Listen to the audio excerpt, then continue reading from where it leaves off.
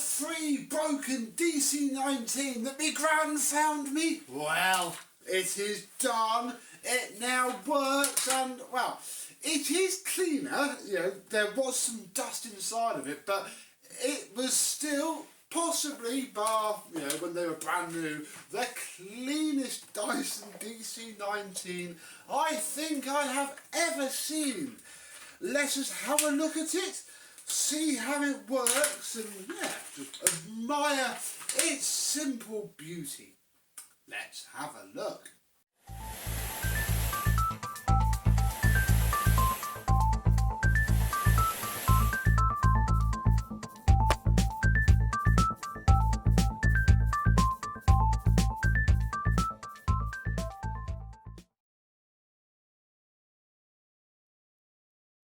Yes, hello, my vacuum cleaner and Dyson chums. How are you today? Yes, quite a mundane, run-of-the-mill machine this, I will concede.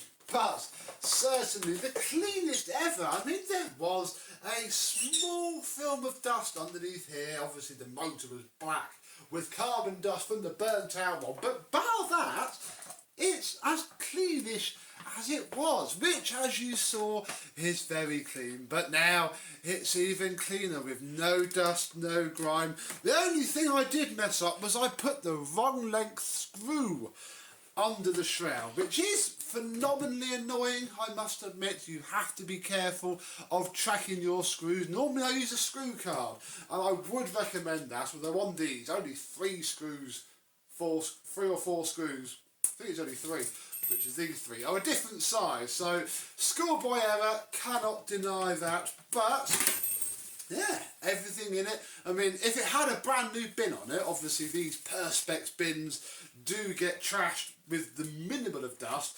It probably could, you know, I could lie and say that it's a brand new machine. Inside of here is absolutely spotlessly clean. There hasn't seen dirt yet, because all I've done is turn it on to check it still runs, and then filming this video. Inside of the machine we have ourselves a brand new post motor filter pad.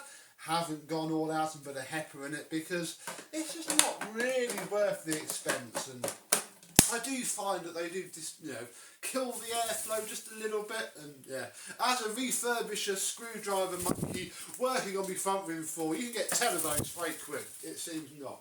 You alright, Phoenix? Yeah, flying around like a mad monkey. Under here we have actually the same pre-motor filter that came out of it. It's just been through the washing machine. They always come up nicely, and yeah, everything about it is as new. I mean, you know, if I collected Dysons, I don't. They don't do much for me bar being a money-making scam. Probably would be very tempted to keep that. On to the tools, and sadly we have our usual Dyson wobble absolutely everywhere. Some people see that as normal, I guess. I cannot comment either way. The floor head is now clean. That little bit of dirt that was in there is gone, and the tools are sat there as well. It really is a lovely, lovely machine. Let me get plugged in and we'll turn it on for the first time on camera and see how it works. We have power to it. Let us check it out. Yes, Phoenix? No, this is going to be louder than you now.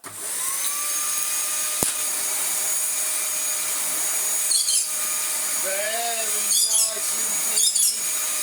This floor head's a bit floaty, but it gets the job done. We have lots of softness.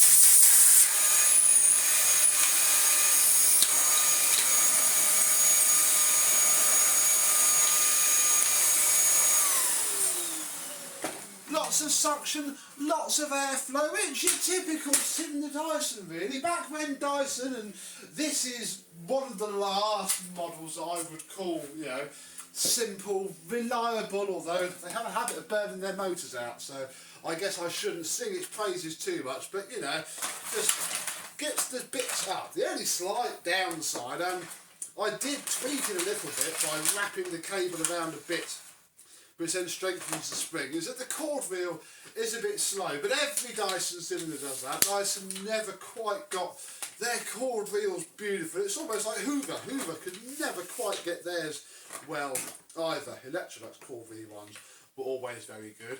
But yeah, this is now done, ready to sell, and I'm really quite happy with my freebie vacuum cleaner from me gran's friend for the want of, £18 worth of motor, 70 pence worth of post motor filter.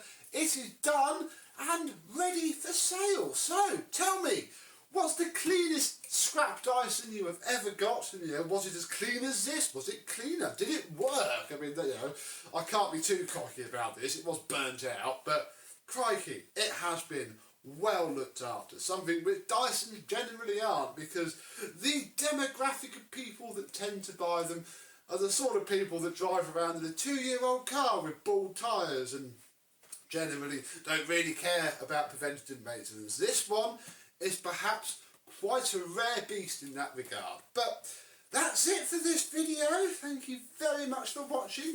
I hope you've enjoyed, and I, and some other Dyson of some description I'm sure, will see you soon. Bye bye.